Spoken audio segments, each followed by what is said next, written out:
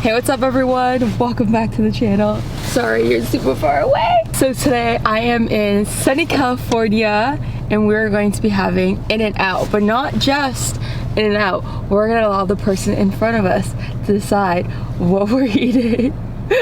And I'm with my sister right now. Oh my gosh, not this again. We filmed one video partially and she was in it in the beginning. Excited? Yes, I'm excited, but I'm scared. Why are you scared? Because it's In-N-Out. They have like 4 things on their menu. I know, but like once you go secret menu, you never go back. You just get like protein style burger, animal style fries. True. I think they will. I feel like the secret menu is not so secret anymore. That's true, but like some people just give basic stuff when they go there. Go. Let's go guys, let's get some food. Let's go. Wait, is this okay? So right now we're in the drive-thru. Sorry guys, there's a van in front of us. I think they have kids and they have, it looks like it's a full van. It's a full van, which is perfect because I eat for 3.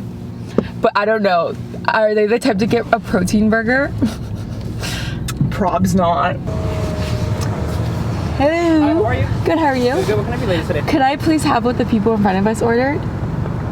Oh shoot, what did they order?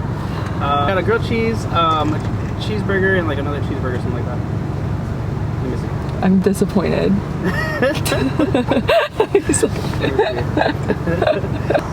They didn't get any drinks? No. Oh wait, what drink did they get? Shoot. I think it was a shake? But it was just one drink though. Shakes. Yeah, we'll get it. Do you like shakes? Do you want strawberry, chocolate, vanilla, or we can mix all 3, or you guys could get a soda instead? Whatever they got. Yeah?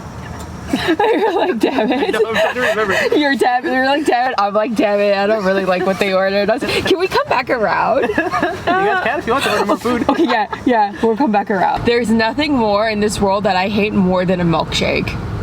Okay. What did they ever do to you? I don't know. Be creamy and thick in all the wrong ways. I feel like the only time I would get a milkshake is if I was trying to bring all the boys to my yard, or She just said that. to take a picture like Pulp Fiction. You know what I'm saying, sis? No, Oh, Honda, are you gonna order something good? I feel like we have to wait till a family goes in front of us. But is that cheating? This time of day, you're not going to get a family though. It's 1 p.m. Families are in school, home. Ooh. Those two look like they might order some shit. Yeah. Okay, we got some girls up in here. I still would have rather a family, but you know. I hope these people don't like milkshakes. I know. I was actually going to say that. I remember when you were like 10 and you're like, I don't like ice cream, and I'm like, you're being problematic. Because we were outside with our uncle. Uncle Billy took us out and he's like, who wants ice cream? And I'm like, me, I want ice cream. And Veronica's like, I don't like ice cream. I'm like, who do you think you are? Okay, what do we got? Alright, so you just got a number 2 grilled onions. What? That's it? Yeah. One? Yeah. There's 2 people in that car. Do you want me to order for you? Because I mean, how hungry are you? I can't. How hungry are you? But the challenge is I have to order who's in front of me. I'm in front of you. Technically. I know, but that doesn't count. Yes, it does. Yes, it does. I'm the one taking the orders, right? Oh shit. Or do you want to wait again? Because there's this lady behind me is one person. The next person is a one person. So. Okay. Oh, is that a family? There's at least 2 people in that car. Oh, 2 people and a kid. Woo! Let me get through. Oh my gosh, the mic. Did it fall? Yes. They gotta be ordering something good. So there's a 2 family and a kid right in front of us. We're hoping they're ordering something good. I wonder if she's taken their order already. Oh, I like her highlight. Hi. How are you? Good, how are you? Good, thank you. What can I get you started with? Can I please order what he ordered and whatever they ordered in front of us? Oh my god, your name's Veronica? Yeah. My name's Veronica. Oh, nice. Yeah, actually my sister and I were just talking about how I hardly meet people who have the same name as Really? Yeah, I meet a lot of like Right? Victoria's, Valerie. She's Victoria. Oh, hi. But yeah, I almost never Veronica, but I love your glitter under. Oh my god, I was gonna say we love the highlight. Thank you. Where's it from? Anastasia. Oh, I was gonna guess that. It's a nice. Moonchild. Yeah. It's so nice. So whatever they ordered. Yeah. Okay, so then we go take their order. Okay. Thank you. Thank you. Oh, she's so cute. Do you want to know what they ordered? Yeah. Alright, so it was. Wait. No, wait. Do you want to be surprised? Yeah, is it a lot? Whatever they ordered in front of them. Yeah. Wait. Is it a lot? It's like kind of like 3 combos. Okay, yay. Is that good? Yeah. Okay. Yeah. Wait. Did they get a milkshake? Another one? No. Yes! And then. She got me so excited when she's like, they ordered 3 combos. I was like, perfect. She's a happy clam. Lemon pink lemonade. Good.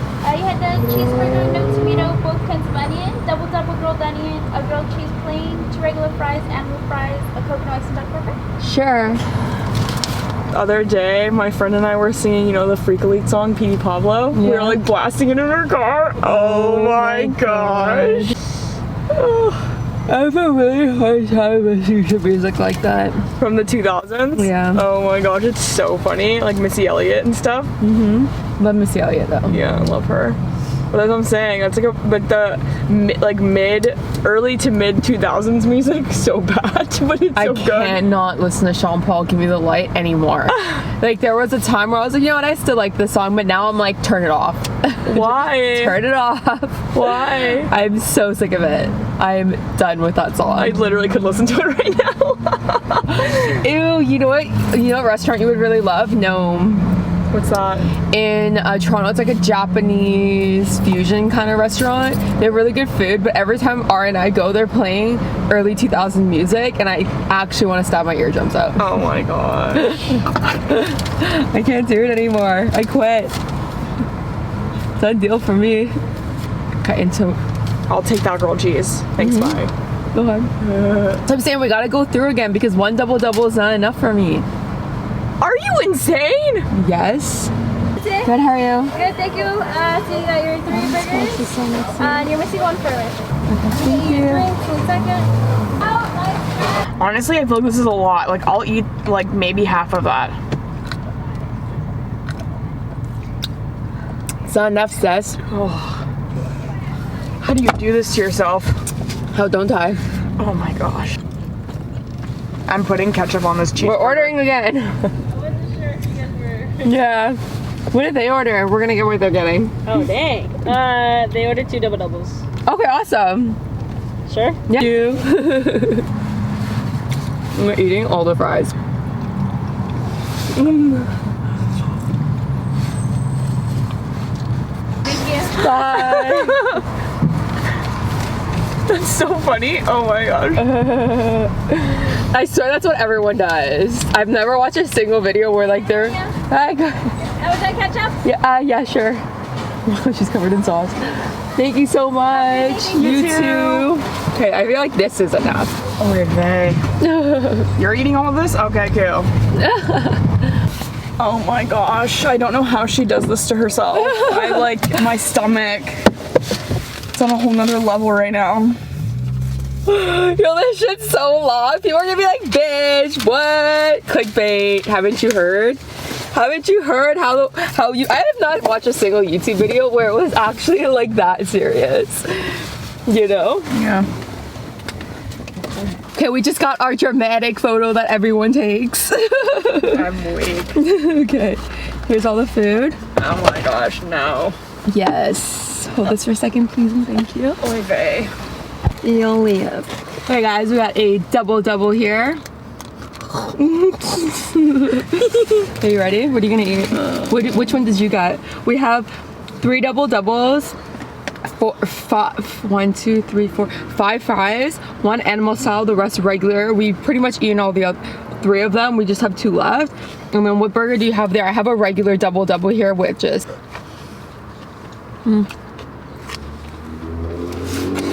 Cheers. Do you think you're gonna come back to Toronto? Eventually, but not right away.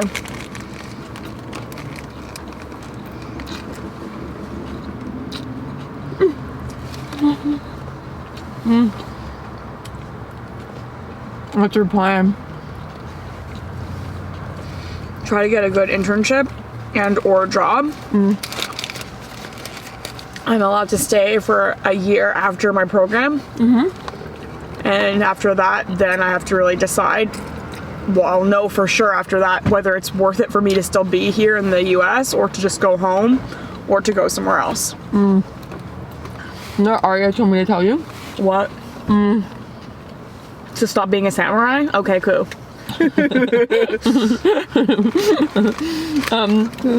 No, well that and we have this inside joke. Arya and I, we call Victoria Samurai. It's because of this. It's because Widow's Peak. it's okay. She chops me up too all the time. But he told me to tell you, he's like, really consider how much you're making here because you're always gonna be making less in Canada. Yes, that's true. He's like, just do the conversion right before you make a decision. Yeah, thanks. Well, my goal when I first started was to be in publications. Like I wanted to be at a magazine. I wanted to be like a fashion or beauty editor. And I had that, I guess I had somewhat of an experience being on Mode. I was the beauty editor, well, co-beauty editor with Shira. Sup, Shira. So we got that experience. It was basically like an internship for a whole year of being in school. We had Mode every week. And so I got to know what it would potentially be like to be on a magazine, and I still would like to be on one. It's just hard because magazines are changing, because the world is changing. Everything's going really digital. And there is a magazine that's based in Toronto that I would like to be at, but they don't ever really have any availabilities. And when they are looking for interns, it's during the summer, and you can get like credit towards your schooling, but because it's based on like the Canadian system, it's really, anytime I've looked, it just doesn't seem like I'll be eligible. What is life? Can you see it? I know there's a pickle in there somewhere. I just seen it. I have it. Ow! I keep biting myself on my lip. Don't they do like magazines online? Oh, like Snapchat. Because I noticed now I like watching a lot of Snapchat stories because they've turned very magazine-esque. Yeah, like the Cosmo one's good. Globe and Mail, not Globe and Mail. It's like a British newspaper one. That one's good. I can't remember what they're called right now. And then there's like, yeah, obviously, and like Vogue has their stuff that they do. So why don't you just go digital? Well, that's what I'm saying. It's hard because everything's going so digital. There's not like as many availabilities as a traditional publication would normally have.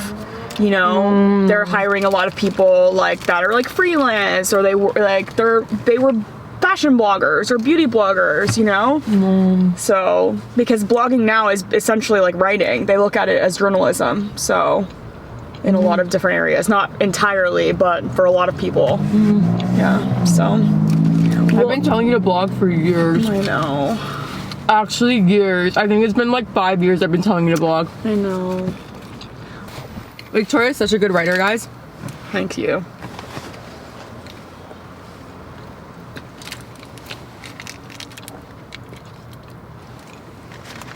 Yeah, but Veronica always wanted to be a chef. She used to watch Emerald when she was like this big, and she used to tell everyone who would listen, I'm gonna be a famous chef. And she literally loved Emerald. That was her favorite one. He was my favorite. Yeah. Italian food? Yeah. And she used to always watch him. Like, you're talking like 10 years old watching the Cooking Network. Like, there's something going on there.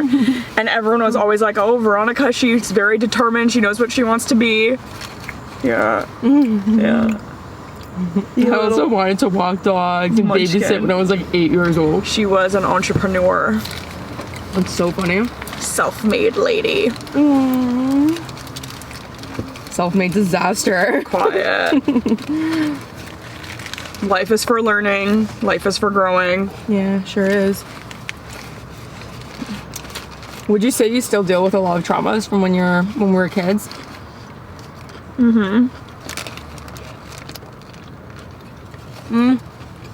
The difference now is I'm more equipped to handle it. I know what triggers me. and I know when to like say no to things that are putting, like, for example, I used to have this thing where I love to help people, and obviously it's... You're getting a little emotional right now. I've been hearing your voice. Okay, so I love to help people, and sometimes I feel like I get myself into situations where people are taking more than they give. Me. And yeah, I find that a lot. I think like throughout, in recollection, throughout my entire life, I have found in a lot of friendships, I have given a lot more than I've received. And I know that that comes from like our background, our upbringing. And so now I know in friendships, relationships of any kind, when telltale signs start to show up, like those red flags, I know when to like distance myself from people. Whereas before I had no idea. I would just keep going down the primrose path to disaster. So. Should we turn it more on you? You're still like, why don't you put your seat back? Oh. Yeah, see? Yeah, it's better, right? Do you want to go towards more you? No, it's fine. Are you sure? Yeah, it's fine. Okay. But yeah, we all deal with stuff. We all deal with it differently. No two people are the same. Even if they've gone through the same thing. Like Veronica, obviously, I grew up in the same house. We experienced the same events, but we dealt with them and we continue to deal with them in different ways. Yeah. So that's what it be. So what do you think has been a trigger for you? Bro, what isn't a trigger for me is the question.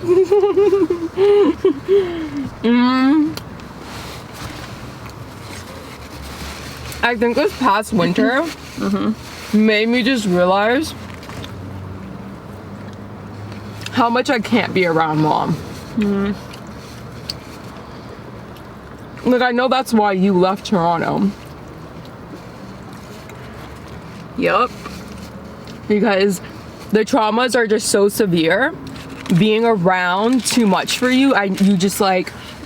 It sends me off the deep end. Like, I spiral out of control. Because my anxiety just goes really high. My mental health just gets really low. And it's just like that single influence with someone where like they're a disaster. And like you want to help them, but it's like sucking you down with them. Yeah, and so like what I realized is I've always known this. Remember Charles? Yes, yeah. Charles, my favorite. He's very significant in my life. I look at him as a mentor. He's a great person. So around the time when me and Charles I started working out with Charles, this is when mom came back in my life again. And I started spiraling, and Charles would like said to me, he's like, look, I know you love your mom, but you're only 19 years old. You're not equipped to help her. You're not in any position in your life to help her. He's like, you've been doing so well. Keep in mind, this person's like a mentor to me, almost like a father figure almost. You know, I don't want to say father because that's a little weird, because he's just like such a good friend, you know, and we like party. A powerful male role model. Exactly. And I remember around that time I started spiraling again, and he caught it and he noticed it, and he's like, look, you've been doing so well, like don't let this ruin you. I don't want to tell you this, at the end of the day it's your decision, but he's like, I don't know if it's the healthiest for you and your mom to be together. And this is when, shortly after, this is when she started living with me. My life went to hell and things just had to change. And again, I would always keep in contact with my mom, but anytime she's been in my life consistently, I've just completely gone off the deep end. And I love her, and I don't hold any grudges against her because I've known since a child she's sick. So anything that we talk about here, like, you guys just need to understand, she's always been sick her entire life. The way she treated us is based on her never getting help. You know, she grew up in the 80s. In the late 90s, you know, early 90s. Mental health just wasn't talked about back then as much as it is now. There wasn't as many resources as there is now. It's talked about so much. People can really find and get help sooner rather than later. There's still a ton of people who struggle, of course, and it does take a lot to figure out what your mental health issues are, but there's just so much more help now. So I don't blame our mom for anything. I don't hold any grudges. Well, you can't, because if you're holding someone who's sick accountable, it's not them. Yeah. It's what they're experiencing, and you just have to hold that illness accountable, and you have to be the change and talk about what someone is going through, because you have no idea how many other people are going through it. Yeah. It's a chemical imbalance in their brain. Yeah. So yeah, I just want to like make that clear. But the thing is, with what's happened recently with like mom, is that I've really taken her out of my life. What I do now is I've organized, because yeah, like our grandparents, like that's her parents, they need to take, they're just, they haven't really known how to help my mom ever, just because they've grown up in a different time. And because I'm lucky enough to have the skill set I have with understanding mental health and getting resources, I've been able to just help my grandparents a lot more this time around. And so I've kind of just like spread out money, spread out awareness within my family, and I coordinate them so that they can help her, because they all understand that I'm in a time in my life where I can't be spiraling down. I can't be, my mental health can't be deteriorating to the point where I'm not acting like how I would normally handle things. And that's the thing with traumas. Well, you're so stressed out that your anxiety is so high that you're just in a frenzy. Yeah. Like you can't focus. And so if you think about any time where you've been stressed out to the point like you just can't focus and you want to flee, like that's kind of similar to like dealing with that trauma and experiencing it basically all over again. Yeah. So, and it's May, it's Mental Health Awareness Month, guys. So, you know, talk to someone, get help, call someone. I'm actually going to be doing a couple festivals this year that are dedicated in Toronto, that are dedicated to like helping people people who are victims of sex trafficking, or like to help people with mental health issues and stuff like that. Like I'm doing a couple events in Toronto, and I'm excited because one of them is it's like a taste of Vietnam, and all the proceeds are going to women who have been victims of sex trafficking, which I think is great. And I've just kind of separated myself. I'm still there for her. After class, like even after my orientation, I went and I saw my mom. I do what I can, but I just can't, like those of you who followed me on Instagram, you would have saw that my mom was over my house more often, and it's just not healthy for me at this moment. But I am still in her life. There's everyone in our family that has the ability to help her. They are helping her, you know, and I'm doing everything I can. Because some people are very concerned. They're like, well, why don't you have her living with you? Why don't you do this? Why don't you do that? And I feel like a broken record because I've explained it so many times that it's just not possible at this time. This is the thing that someone, I think I got ketchup on myself, that a counselor told me, is that she has her parents still that need to be there for her. Yeah, they are. As her children, it's not our responsibility. We have to focus on us because we're in the time of our lives where we should be building our foundations for what the future will hold. Yeah. And it's not that we don't love her, but Veronica, you have given so much of your time to her. It's been like, she has literally tried almost every single avenue that she could go down to help her be well. And I personally think it's detrimental to where you're going in your future if you're kind of holding her hand and trying to bring her to sanity when it's not going to happen. She has to make those steps herself so that people can help her. Yeah, that's why everything's like good right now. Like she's getting help. My grandparents, her parents are always seeing her. They're doing the most they've ever done. You know, so it's really good. Finally. Yeah, because they've just never understood it. They always just thought she was going through a phase. They always thought once she finds the right guy, or once this or once that, or this or that, and it's just they finally understand that she just has mental health problems. You know, at one point in our life, our grandparents thought that my mother was homeless because she wanted attention. Like that's how much they didn't understand that she's sick.